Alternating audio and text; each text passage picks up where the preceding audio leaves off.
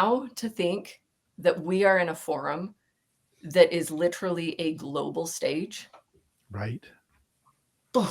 What? Just that's insane. That is just totally insane. It is. Anyway, that's all kind of, like I said, in the weeds, not economy of craft. But so now getting to this place where we're doing this, and Ryan, you bringing it up so casually, so nonchalant. We should make a YouTube and talk about astrology and ex-Mormonism. Yeah. And we're like, okay. I go to Yeah. my sister and she's like, Why not? are you sure? Same. Yeah. That's what you want Me to do? too. Is this the hill you're gonna die on? What You are- know? Are you saying that I'm Satan tempting you into You're into just your a good public little speaking? missionary. You're the one wearing the black today. No, kidding. This is blue. This is blue. It's blue. It's lovely. All right. No, it was Yeah. exciting to find community. It was exciting to find the common language, multiple, the merging of the passions, the two lives, like bringing those together. Mhm. But it definitely was like, oh my gosh, Yeah. So I think I found some peace moving forward in the belief that I wasn't attempting to get a Mormon audience. Mm. Right. So there was a little bit of a dividing factor there of going, the Yeah. chances of the Mormon people seeing it is so slim. Okay, I can do this. Like if we're going to attract people who are speaking the same language and are at this same kind of mindset, okay, I can do that. So I guess to answer that question, Bianca, that's kind of what I've thought, is if I can speak to that audience and, like you said, specifically to the moms. Not that in every conversation I need to turn it back to mothering, but as people, they're not going to choose me if they have like plant medicine experiences, they're not going to pick me, to be their astrologer. Cool. That's fine. But just finding that resonance was kind of more my thought going forward.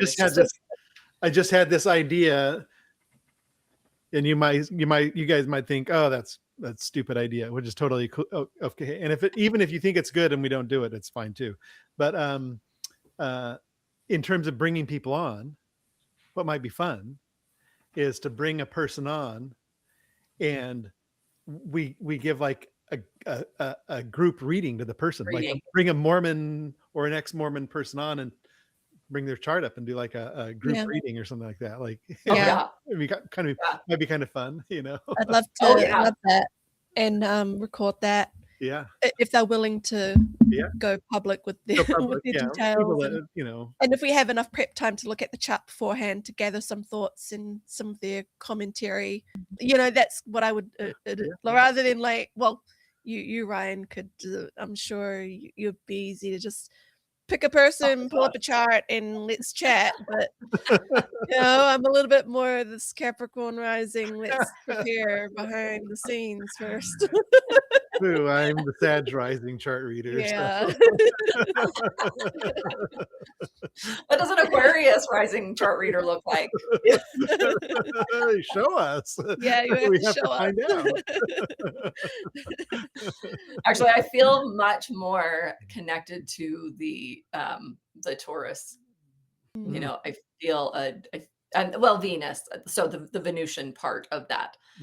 For me, when I get into a reading, it is like I said, open the ribcage, let's go, rather than that's why I think some of the technical ends up being a little challenging. So I've got the square between the Saturnian Aquarius and then all of that Venusian stuff. And it's like, okay, I love the structure. I love the spreadsheet. I love describing the symbols and what they all mean, but let's cry together, and I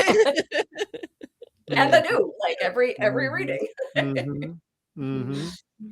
So I think it would be really fun to do that. And I had one person yesterday say, I'm game if you want to bring me on and use my chart, so cool. Yeah. Sweet. Yeah. Let's do that. Would be good. Anyway, Bianca, did you have any thoughts like the question of the target audience? Yeah, well, I really, it's almost kind of exactly what you were thinking, Mindy. The way you're describing it was like, I think the target audience, or our target audience, is going to be more towards people leaving an identity, leaving a faith structure like LDS, and helping them navigate that space of change, is where it's going to be. Well, Yeah. all three of us having gone through divorce, we get to add that part too, right? Yeah. Yeah. The Yep. identity loss from that Yeah. structure. Yeah. That. So yeah, that's where I'm going. I don't know if how that's gonna be, like how this is gonna evolve, but yeah, I feel like, but it, like Mindy, when you were saying about how you're nervous about family listening, and totally had the same thing, like when I was talking about the breakup of my marriage for people to hear, I'm like, that's deeply personal, like, I don't know, and it's a person who's still in my life. I have to share custody of my children with this person, so Yeah. if he ever saw what I was talking about, and he's so deeply private too. He's Scorpio stellium, like, Scorpio, right? yeah, like Moon, Venus, Saturn, Wow. Pluto, South Node. Dude. It's a lot. So, like, to maybe have, details of his private life come out because I'm sharing my story, which involves him, and my Mhm. family and friends and my people in my circle know him. Like, it's like my story is his story almost. But so yeah, it was very scary. And trying to hoping that he would never hear it. Yeah. Because I don't want to, like, tarnish the good relationship that we have. So he's been very helpful and supportive of me over the summer, just like picking up me and the kids from the ferry when we arrived back from the island, and he had brought like takeaways for us because he knew that we'd be coming off a 5-hour boat trip and we might be hungry and tired. That kind of thoughtfulness from an ex-husband, like, Yeah. I felt very appreciative. And then, like, if he ever caught wind of like that, what I was talking about, our private life, not that we talked about, talked about I private say things you with him. kept it so My thing, respectful though. yeah, it was more just like about me and the bishop or whatever, and it's just like, so, but like me confiding and doing the whole like process. If you're going through a separation or going through marriage difficulties, you confide in your church leaders, right? So there's nothing super personal, but it felt like personal to me, like, knowing the other person and how that person likes to be super private, it's like, oh, bit uneasy. So yeah, like, so there's a lot of things that like are uncomfortable, but I'm embracing because this is growth. And my intention is always to be, respectful but honest and authentic, so yeah. But I think more so, if we're talking about like Mormons, or like, the Mormon faith, even though it is tailored, my thought was, even though it is going to be tailored towards a non-practicing Mormon faith, or like audience, still to be like more neutral than, like, I don't know, than like, oh, like, I can't believe the church does this, even though yeah, like, I try to like open myself up to these kinds of like conversations. But yeah, sometimes I just feel I get a little bit clammy when I start to feel like, yeah, we talk about the church or about Mormons and stuff in such a very strong way. I'm like, oh, but that's growth in me. That's me pushing, like, opening myself up to conversations and stuff, and trying to like, because I don't think you guys would want me to be uncomfortable. You know what I mean? Like, that's the last thing. And people, Yeah. I'd hate for the audience to pick up that I'm like feeling that way, and I can't change it, but I can definitely try to Oh, yeah. navigate I it. mean, you can, if you feel uncomfortable, you feel uncomfortable. Mm. But if they're, like, I don't, if there's like, I mean, I just have, I have like a tendency to have like a naturally irreverent personality. That's Sagittarius rising. you know, Possibly. so I'm not gonna be able to do a lot to like, you know, dial things in, but if there's specific things that like that are offensive to you, I can certainly try to be mindful of them. So if there Yeah. are, just bring them up. Let me know. Yeah, But no, it's you all know, good. you've got kind of a little bit of a rabble rouser here in the Yeah, and that is stir things that up a little bit. yeah, so definitely do your stirring. I'll navigate it, you know, I'm a little bit, I don't know, like kosher more than I am of a pot stirrer, but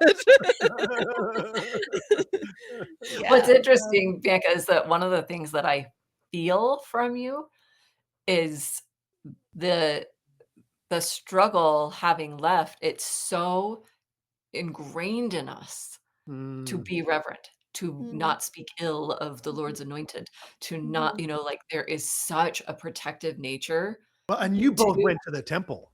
That's what I'm saying. Like right. there's a big mhm, difference between you and me because I mm, never Yeah, did that, right? So yeah. I don't mhm, have to like I didn't make any promises to not talk about that stuff. mhm. Yeah, for us, the unraveling of So I that can kind of like just That's babble about right. it. I I didn't mean, like say talking I'm about gonna the slit my temple. throat and stab myself if I reveal Mhm, the secrets. You know, so like mhm, I can just kind of like do it without shame, you know. Right. mhm, And yet, Bianca, there was something you were saying about, um oh, and it's funny, it's such a church way. You said take out endowments, but it's supposed to be receive endowments, you know, like mm, all of our jargon stuff, whatever. Mm. Um, mhm, but you caught yourself and mm. you just like, zoom, because we don't talk about the temple. Right. And I was like, oh, she's still in it. Yeah, it's such a struggle. I love talking about the endowments. It's so cool. I Yeah, mean, and it's like, you know, because and this is the thing, like it's like, you know, the kind the this is one kind. of the things that I think is so unfortunate. Like even all this temple prep classes we were talking about, right? Mhm, And the thing is about is it's so weird for people now. But mm, Yeah. back when they first started doing it, there were so many people that were just involved in And the masonry and Masons. did Yeah. this kind of ritual. This is like these kinds of rituals, even public civic, you know, just the life, not just Mormon, just life was more ritualistic like this kind of stuff.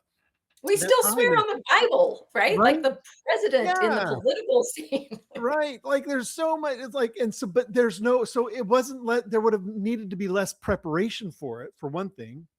And two, if you remember back from the historical standpoint, like a lot of people might not ever be able to go to the temple, right? They yeah. couldn't because they never were able to make the trip, right? Right. I mean, And for they might, in the and even Southern then they might just Hemisphere, go I think New once. Zealand was the only one that had a temple. All Yeah, the Mhm. Australians had right. to come to New Zealand, Yeah. you know? That was like a big part of like doing like that was so started the let's do everything for the dead because some people they just weren't going to make it, so we had to do it for the dead, right? And there's all Mhm. that kind of stuff.